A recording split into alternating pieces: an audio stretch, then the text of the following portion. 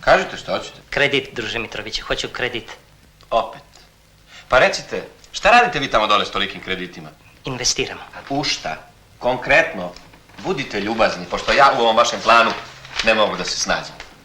Ove 4 milijarde, na primjer, na šta su otišli? Na piliće. Kakve piliće? Pa podigli smo u Grapovu farmu za brzo gajnje pilića. Ali otkad se vi građevinari bavite pilićima? Pa otkad smo izgubili posao sa ribljim sa kavijarom, pa da bi izvadili štetu prešli smo na piliće, znate, oni brže rastu i odmah vraćaju uložena sredstva. Čekajte, ja pokušavam da vas pratim. Koji kavijar?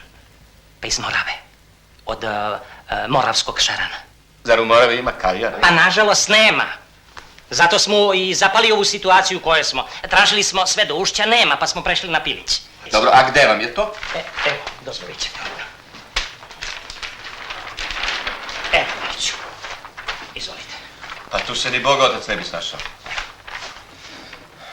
Jesu li ovo ti pilići? Ne, to su kunići. Kakvi sad kunići? Pa, A pilići gde su? a pilići su podcrkali, lane smo imali, dozvolit ćete, pileću kugu i sada više nema. Ali zato su tu kunići, evo kunići. Čekajte, stanite čovječe. Zašto ste vi dobili kredit? Pa za kupovinu buldožera. Zašto mi onda gurate ove životinje?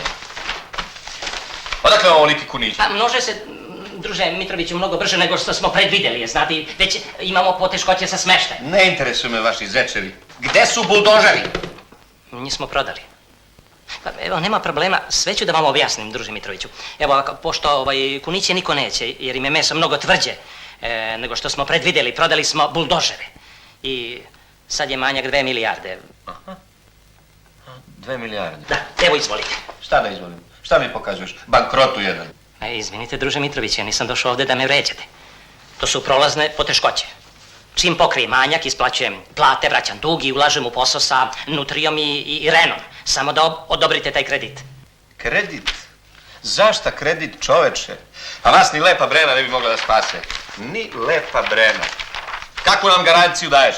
Pa, kuniće. Vam? Šta? Pa vama ostaju kunići.